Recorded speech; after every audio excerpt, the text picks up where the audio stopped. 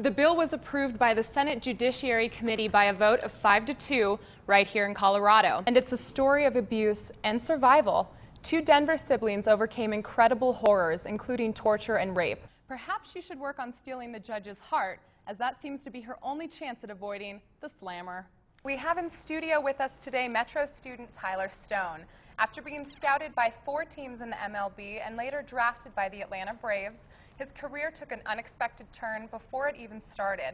I'm here at Stanley Lake High School, home of the Gators, where the local buzz is all about blind quarterback Rhett Gutierrez. President Obama just came to visit.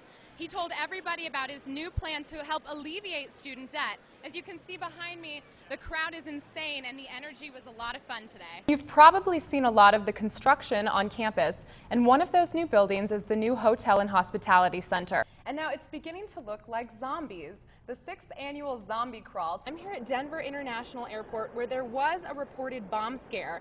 The FBI is saying that a flight scheduled to take off from Denver en route to San Francisco received a phone call around 7:30 that there was a bomb specific to this flight. That's right, I did choose outfit number 3. I got this wonderful clutch, and it came with a ring and a bracelet, lots of jewelry.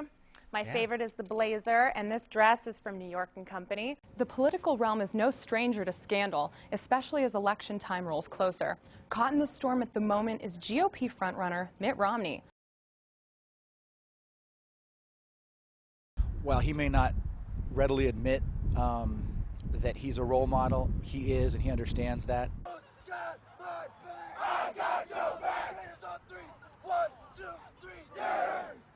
I see all the colors and the shapes, but the way my doctor described it to me was, it's like when you're watching cops and they're trying to hide someone's identity, they blur out their face. So that's kind of what it is. His world may look a little bit different, but he doesn't let it affect his passion for football or how others treat him. He wants to do everything on his own, and that's a quality. Quarterback is arguably one of the most challenging positions on the field, and like anyone else, he doesn't go without his frustrations. Change the offense from just a normal standard set to a shotgun. So that required Rhett not only to learn new plays and still pass the ball, but every single time the ball snapped, he has to catch it also. So now he's catching the ball and then either handing it off or throwing it. When I was little, I loved John Elway. So then when I started playing football, I wanted to be just like John Elway. So I guess that's what I've always done. Although Stargardt's disease has left Rhett legally blind, he has not let it control his life. He maintains a 4.4 GPA in his academic life and is looking to play varsity football next season. Every week he's got to compete to be on the field, and it's going to be the same next year if there are 2 or 3 or 10 quarterbacks that go out. And you know, the stories I hear of other people with Stargardt's or deaf or anything like that, those hit me. For the Met Report, I'm Simone VonRivenburgh. Brown versus the board, Roe versus Wade, Miranda versus Arizona. These are among the most important Supreme Court rulings in history, and they've shaped American society significantly. On February 7th, a federal appeals court in California ruled that the Proposition 8 ban on gay marriage is unconstitutional. Well, I think it's about time. With the possibility looming that one day this decision may rest in the hands of the Supreme Court, many are calling the battle for gay rights this generation's civil rights battle. Proposition 8 is a proposed amendment in California that states marriage is an institution reserved for one man and one woman. There's still so little equality given to this community.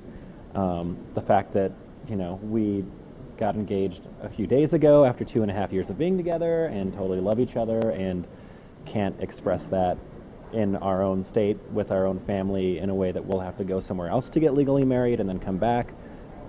There's still a lot of progress to do. GOP frontrunner Mitt Romney has this to say. I don't want civil unions or gay marriage, but there is a difference, even when just the word is the difference. And the difference is that if you indicate as a society that you're indifferent between a same-sex couple marrying and a heterosexual couple marrying, then it means our schools and other institutions are going to have to indicate that there's no difference whatsoever. And that obviously has societal consequences that are important. I think people are getting sort of fed up with political candidates talking about social issues as opposed to political issues. Non-supporters claim they have a strong interest in preserving the traditional definition of marriage.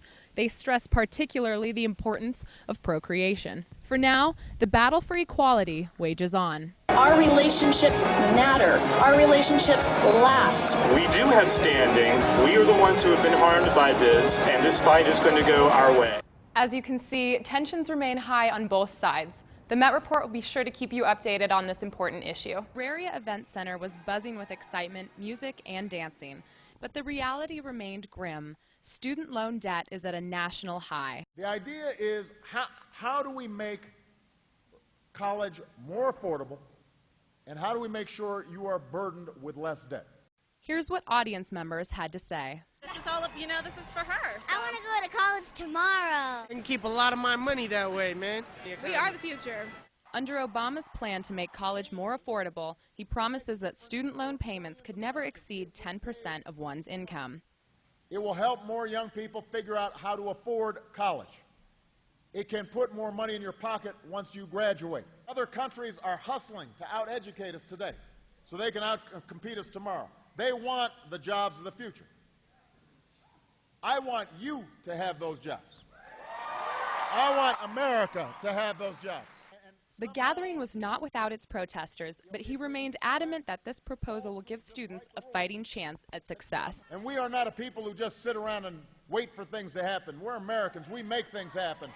We spoke with political science chair Dr. Hassan about his thoughts on the president's visit. Colorado has been a swing state, and Obama has perhaps a special place in his heart, because this is the place where candidate Obama accepted the Democratic nomination during the Democratic National Convention, and I think that after that, you know, the rest is history.